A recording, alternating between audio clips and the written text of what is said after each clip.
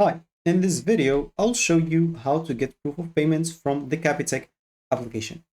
So what you'll have to do first is simply go and open your application and log in into your main account. So as an example, once you're logged in into your account, you should find yourself in a screen like this. So from here, you'd like to select your transaction history. Where can you find that? As an example, you'll have to go to the account that you make the transfer from. As an example, if it's saving account, if you're saving account, just go and click on that account.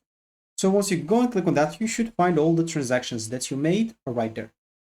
So once you click at any of these transactions, you will be able to see all the details about the transaction, and you'll be able to screenshot it and send it as a proof of payment, or and at the bottom you should find the see or send the payment notification button, but it will not be available on all the transactions, so you'll have to keep that in mind. So basically, if you don't find it, the only proof for you will be just take a screenshot of the transaction as example and send it to whoever you want.